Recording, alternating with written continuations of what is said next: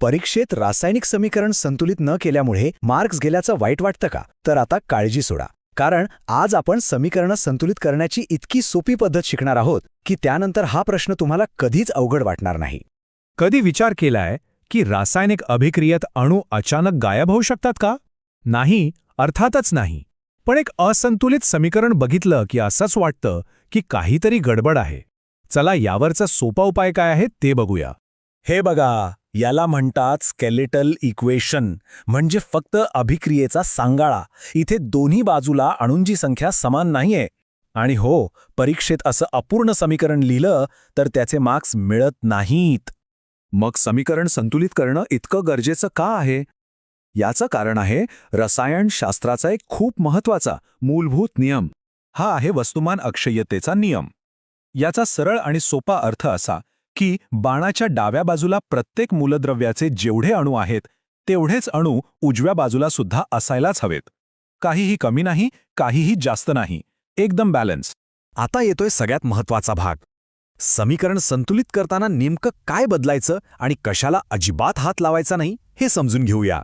हा एकच नियम लक्षात ठेवा. तुम्ही फक्त कोएफिशियंट्स म्हणजे सूत्राच्या आधी लिहिलेले मोठे अंक बदलू शकता, पण सबस्क्रिप्ट्स म्हणजे सूत्राच्या आत असलेले लहान अंक त्यांना कधीही बदलायचं नाही, कारण ते बदलले की तुम्ही तो पदार्थच बदलून टाकता. आणि ही परीक्षेत होणारी सगळ्यात मोठी चूक आहे.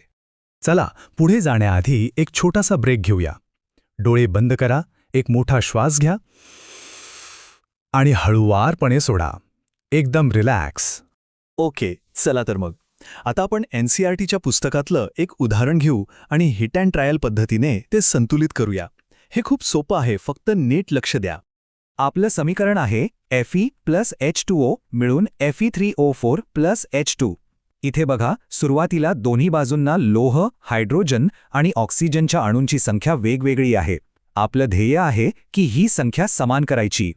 आपण एका सोप्या क्रमाने पुढे जाऊ.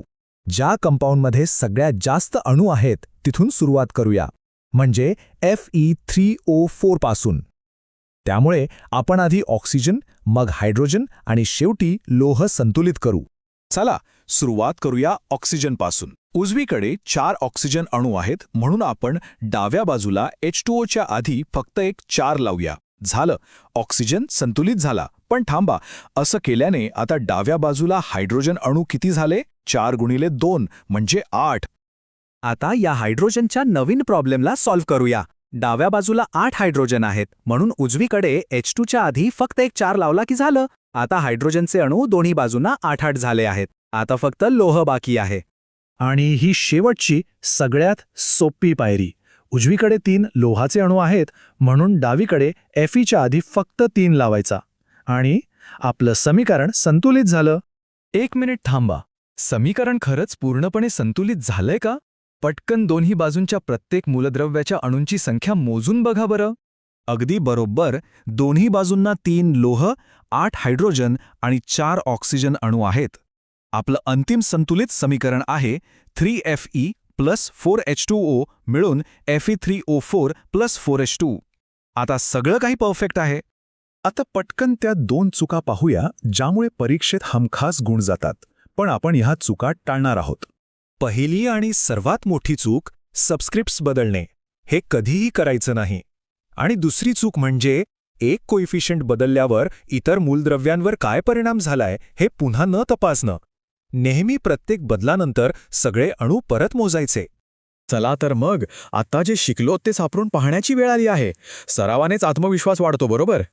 हे पहिलं समीकरण आहे, खास बोर्डाच्या परीक्षेसाठी महत्त्वाचं. व्हिडिओ थांबून हे संतुलित करण्याचा प्रयत्न करा. आणि हा दुसरा महत्त्वाचा प्रश्न, यावरही नक्की प्रयत्न करा. यांची उत्तरं आपण पुढच्या भागामध्ये तपासू. चला ही सोपी पद्धत पुन्हा एकदा लक्षात ठेवूया. 1. दोन्ही बाजूच्या अणूंची यादी करा. 2. कोएफिशियंट्स वापरून संतुलन साधा. 3. प्रत्येक बदलानंतर पुन्हा तपासा. आणि 4. अंतिम पडताळणी करा. इतका सोपा आहे. जर समीकरण संतुलित करण्याची ही पद्धत सोपी वाटली असेल आणि तुमचा आत्मविश्वास वाढला असेल तर अशाच परीक्षा केंद्रित स्पष्टीकरणांसाठी नक्की लाईक आणि सबस्क्राईब करा. आता समीकरण संतुलित कसं करायचं हे आपल्याला नीट समजलं आहे, त्यामुळे रसायनशास्त्र आता अधिक सोपं आणि सुव्यवस्थित वाटेल.